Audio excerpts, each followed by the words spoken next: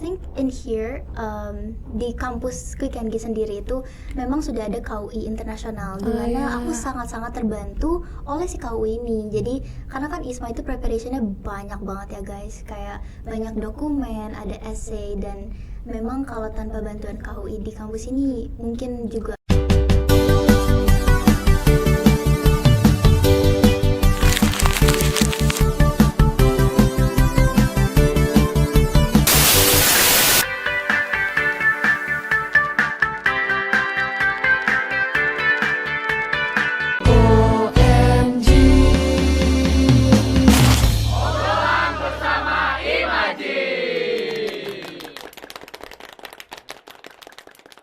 guys, kembali lagi sama kita di OMG obrolan bersama Imaji.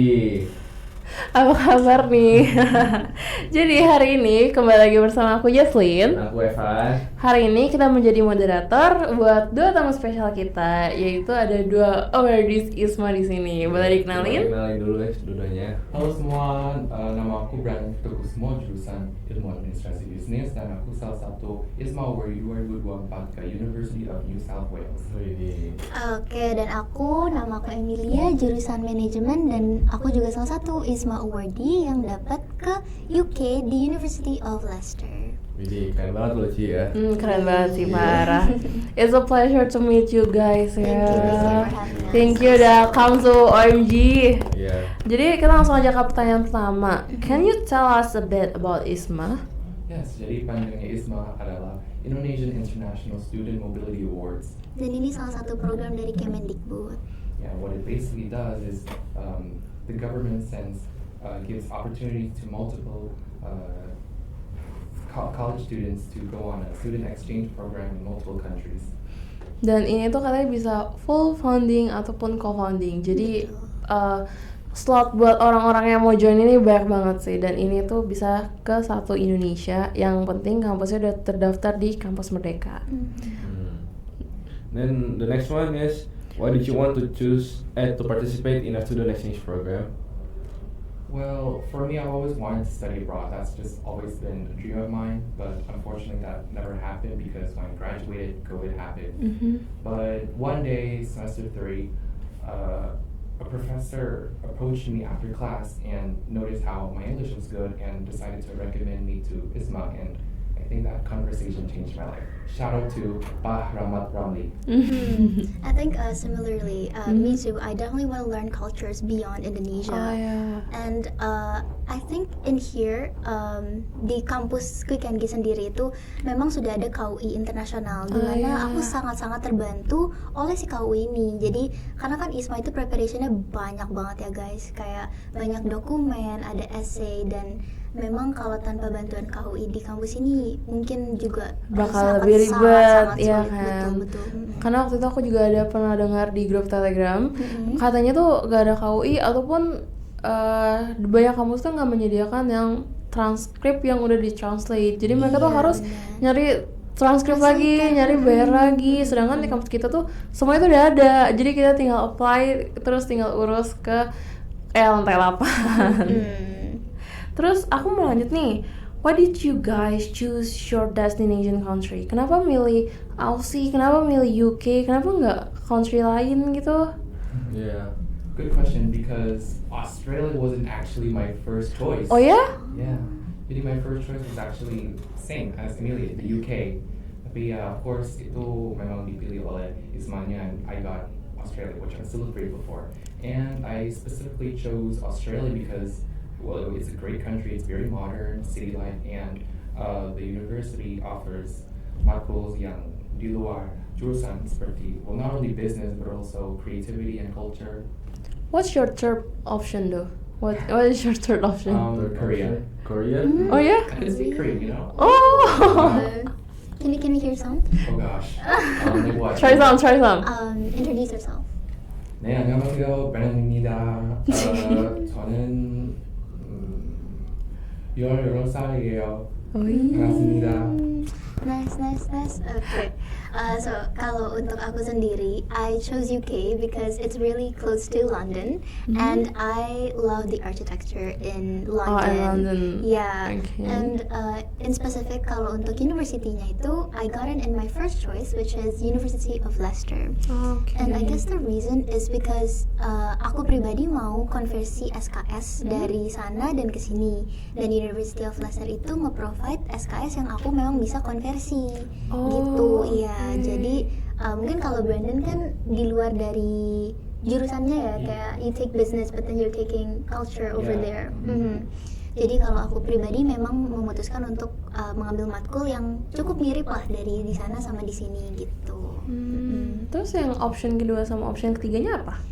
Kebetulan aku juga ambilnya UK semua sih. Oh, UK semua. Memang iya, Cuma memang pengen beda. lihat London.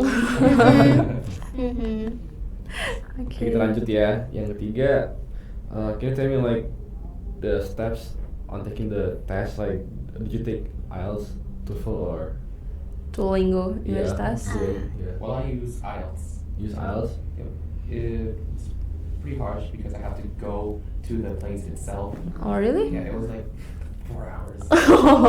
Oh my god. Okay. As far? Kan mereka tes writing, speaking, listening, what else? Reading, all 4 things. Yeah. How about you? How about you? Kalau for me personally, I took the Duolingo English test, which is available online, so you can do it at your home. Cuman memang gangguan berisik sedikit itu akan mereka bakal suspect gitu. Is it real sensitive? It is very very sensitive. But again, it also tests on the aspects that IELTS also covers. Jadi I do think it's reliable as well. And how about the essay or the interview test Yeah. that you guys are taking, or kebinakaan? You guys can mention it as well. Yeah, so we were asked to do 4 essays, okay? 4 essays. Each of them was like 350 words. Yeah, The maximum. questions were like, what were your academic and non-academic achievements? The second one are your goals of when you win. The third one are your challenges and how you faced it. And the fourth one is all about your health and mental health too. Yes. Ooh. Can you tell me a little bit, like, what kind of thing that you guys write in those essays? Just like one. Okay. You first? Okay, sure. Okay. Let me choose my first one because that was my favorite. So, yang mungkin dibanding banyak student, I'm not too active. Like I have a lot of friends yang ikut program ASCE itu, international. Well, obviously, like I'm just normal, but at the same time, I do have achievements. And I wrote that in my essay. Like I wrote that I use my English skill as something to get ahead of everyone else. By that I mean I joined an essay competition. I tried to be as active in class and try to teach. And for non-academic achievements, I actually am really good at 3D modeling. Oh, so that's really? just one of my small achievements.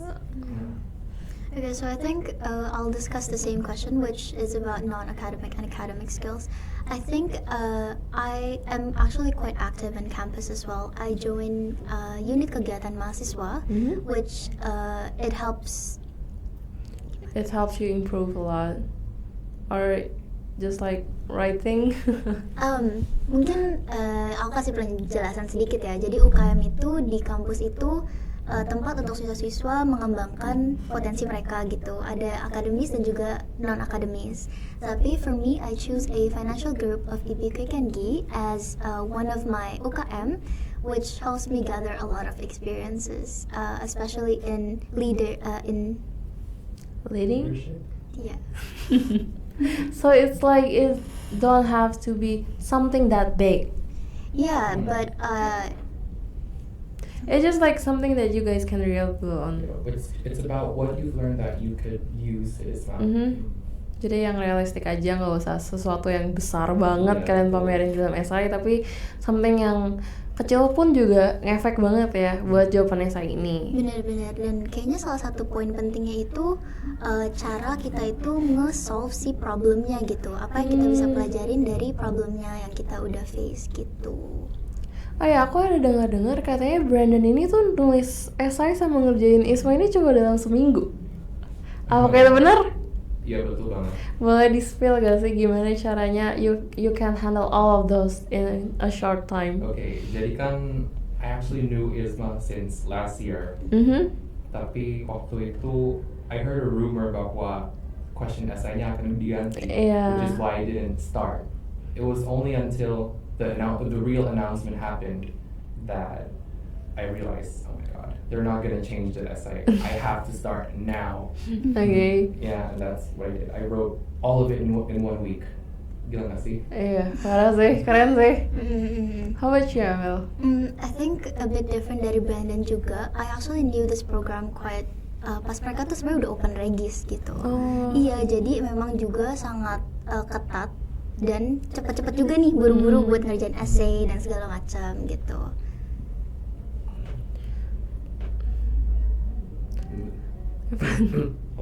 I just wanna ask, do you have any tips on how to write good essays? Okay, I'll start. Sure. Okay, so I think in terms of essays, one of the things that you can do is planning and also using the STAR method. I think Brandon could elaborate on the STAR method a little bit more. But as for me, I plan on how I can arrange my essay to flow and not sound like an AI because ISMA is a very competitive acara gitu, dan juga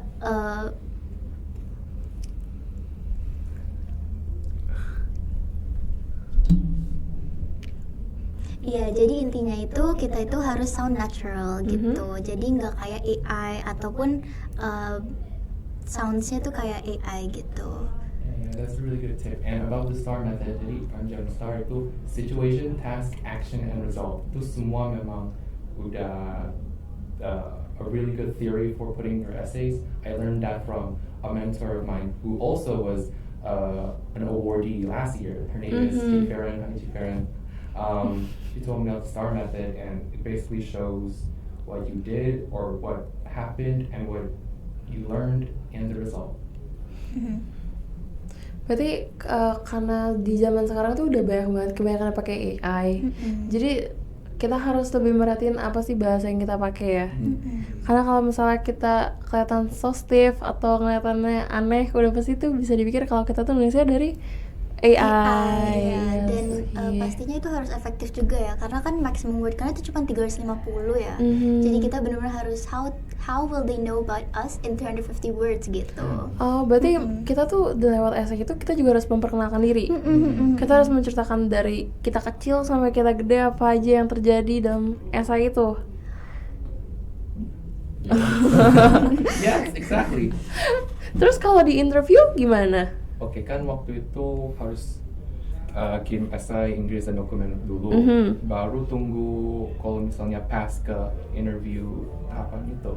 Around 2 weeks lah. Yeah. For me, the interview was pretty short. It was just 15 minutes. Di Zoom dengan orang ISMA. Mereka cuma nanya-nanya about myself, my goals, and if I'm really ready for ISMA. That's the point. Is it related with the essay that you give? Oh yeah. Oh, is it? Yeah. Which means that your essay has to be really important karena mereka akan dinanya itu. Yeah, I think this goes back to my point of writing your essay by yourself, because during the interview they will ask about your essay gitu. So it's like they're reading your essay and write it directly to you. Yeah. Oh. I think another step I would like to mention is that after you apply, you will have a notification for tes kebinekaan before the interview, Yeah. right? Yeah. So we had to do a kebinekaan test first and then do the interview. Exactly. That's interesting ya, Yeah. especially for college students yang udah mau semester 4 ataupun udah mau ke semester 6. Karena mereka bisa daftar ke ISMA ini melalui founding ataupun co-founding. Yeah. Okay. We're going to head to the last question. What tips do you have for other students who want to join the ISMA program? I would say is to find a way to differentiate yourself from others. Karena look, I heard that this year 10,000 siswa dari semua Indonesia daftar ISMA, and only 3,000 of them got accepted, which is 30% ya. Yeah, it's really the small amount. pressure is on. So you have to find a way to be unique. Maybe you should find new skills or just have something, a sort of goal that you could use the ISMA so they could see you as a potential. I think another thing to keep in mind is your mindset. I think it's really important to keep your mindset positive during every single step because it can be really heavy sometimes, especially us di semester 4 ataupun 6 pasti banyak banget workload-nya kan. Yeah. Jadi definitely only dengerin news dari official website-nya ISMA dan juga mungkin di banyak-banyak sosial media seperti Instagram ataupun Telegram banyak grup-grup yang memang ada komunitas ISMA. Jadi kalau di situ kalian juga bisa dapat info yang official gitu. Sama kadang tuh kita tuh suka mikir kayak kehidupan kita tuh flat. Ada apa sih ceritanya gitu kan. Jadi tuh mendingan diubah aja gak sih mindsetnya jadi kayak actually our life is not that boring. Iya, Banyak benar. kegiatan yang sebenarnya tuh kita bisa elaborate itu jadi a fun story that maybe it's only ourselves that experiment it. Tapi ternyata tuh karena kita mikirnya kehidupan kita sama aja gak sih sama yang lain. Jadi kita mikir itu tuh biasa aja padahal itu tuh bisa kita jadiin sebuah esai. Ya kan? Ada gak sih kalian tuh cerita yang kayak menurut kalian tuh tadi tuh biasa aja, tapi setelah kalian dengar dari manapun, dari Telegram ataupun kalian nonton YouTube buat cari info, terus kalian berpikir, oh mungkin yang ini tuh bisa deh di elaborate jadi ini tuh unik gitu. Yes, exactly. Ada apa? Yang waktu tadi yang tadi aku bilang yang first essay kan aku mention bahwa 3D modeling. Nah kan mungkin at first you're like, apa hubungannya 3D modeling sama ISMA?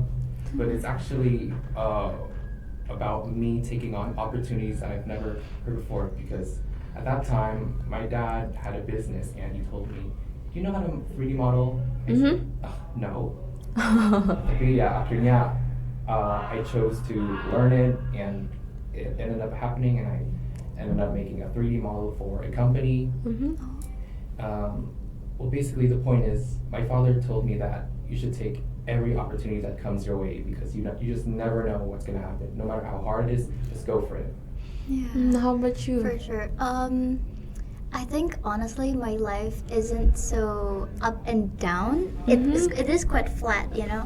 Cuman memang opportunities that I take kayak for example when I was a new student here, I took a chance to apply as a committee untuk Pekan Keakraban Kampus. And I think that's one of many ways that I actually know other people and eventually it turns out that I really like it. And so I took that as an inspiration for one of my essays as well. I think I agree with Ben also taking opportunities whenever it is available. Yeah, and another thing is banyak banget orang-orang yang mau coba ISMA tapi takut karena belum bisa bahasa Inggris. Ya, cuman memang itu bukan menjadi suatu halangan sih menurut aku itu bisa banget dijadiin opportunity malah bisa asal kalian itu memang ada niatnya gitu. Atau nggak kalau kalian mikirnya jauh banget bisa juga kalian mikir kalian tuh nggak bisa bahasa Inggris terus ternyata pas kalian tes Duolingo Inggrisnya resultnya gede banget. Nah itu bisa jadi bahan sih sebenarnya. Yang penting tuh kalian ubah mindset kalian cara berpikir, terus kalian tulisnya masukinnya gimana dan itu bisa jadi sebuah opportunity yang gede buat kalian tulis di essay kalian jadi hal yang menarik karena ternyata kalian tuh merhatiin ke detail tentang hidup kalian. Udah sih, ada lagi? Udah sih cukup sih. Semoga ini membantu kalian semua buat yang mau ikut ISMA di next year ataupun beberapa tahun lagi karena pasti masih ada kesempatan. See you guys. Thank you guys. Dadah.